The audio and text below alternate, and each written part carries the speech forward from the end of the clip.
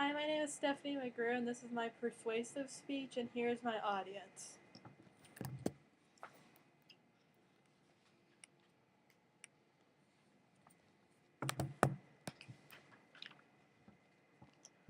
Okay. The surest way to corrupt youth is to instruct him to hold a higher esteem those who think alike than those who think differently. This is a quote from Frederick Nietzsche. Today I will be speaking about peer pressure for teenagers and what can be done to control this problem. As a current high school student, I have seen the effects of peer pressure and what it can have on students. Peer pressure is a constant problem in high schools all over the country and should be taken seriously by students, parents, and school administration. So, what is peer pressure? Peer pressure is when a person feels forced to do something just because a group of friends or peers are doing it, even if it goes against something they believe in. So, many high school kids want to find a group of peers their age to feel accepted by. Because of this need to fit in, kids feel that their only choice is to go along with what the group wants to do, even if the activity feels wrong. Many don't want to go against the group because they don't want to be rejected by anybody and they don't want to be made fun of. Now that we know what peer pressure is, I'll explain the different forms of it. The first form is spoken peer pressure. When a peer or a group directly speaks to a person, tries to convince them what to do, even if they do not want to do it. And unspoken peer pressure is when the group does not specifically say anything, but a person just goes along with the action. There is also bad peer pressure, and this occurs when the activity could harm a person psychologically or physically. Some teenagers want to belong with people of their community, so they may not even think about what they're doing as bad, they just go along with what everybody else is doing. But on the other hand, the people doing the wrongdoing, they might motivate that certain person to want to change and not be like their community. According to parents, surfnetparents.com, there is also good peer pressure.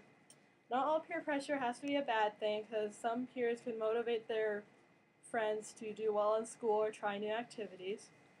And also, according to a survey done by smartgirls.org, 337 teenagers out of 620 people that answer the survey believe that peer pressure can be a good thing.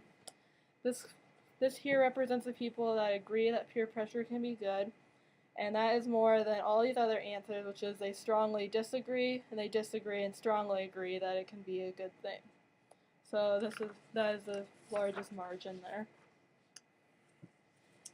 One of the most difficult things about peer pressure is actually understanding if it is affecting your life.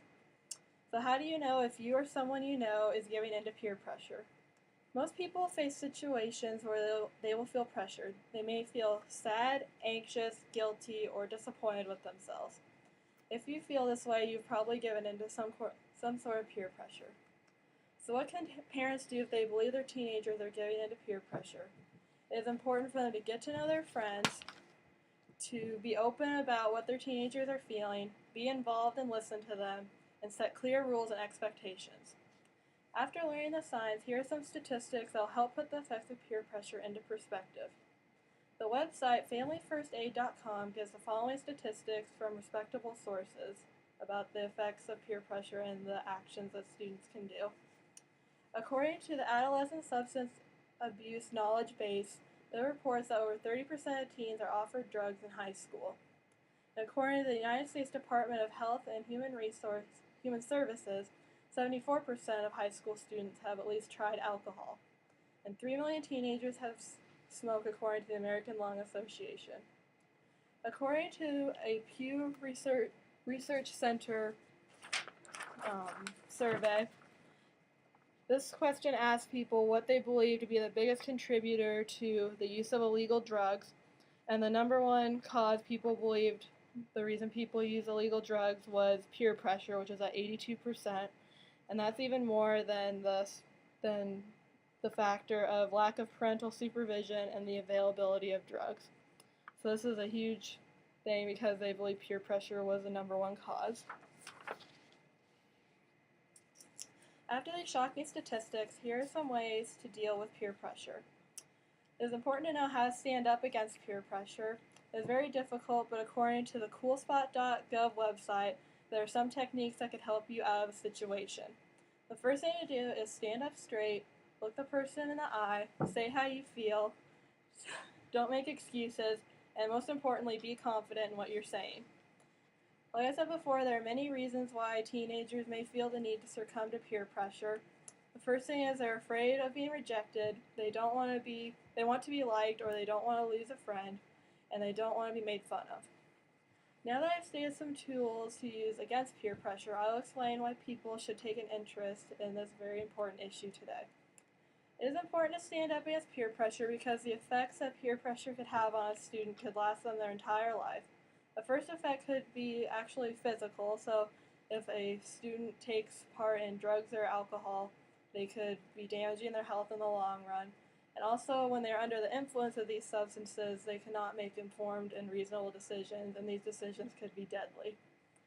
The effects of peer pressure can also affect a student psychologically, because when a student is not confident or sure of themselves and they don't know how to make informed decisions, they won't be able to make informed decisions as adults, and they'll have trouble transitioning into later adulthood.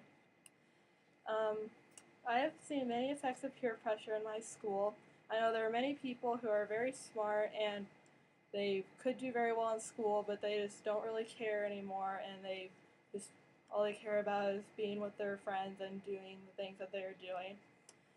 If people can set goals for themselves, it can help them resist the actions and just focus on these goals and not let other people affect them.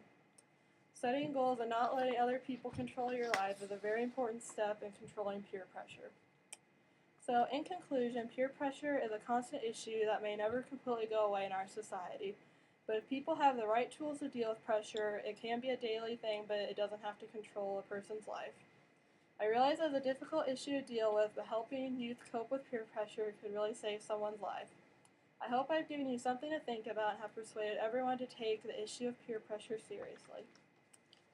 This has been my persuasive speech, and here's my audience afterwards.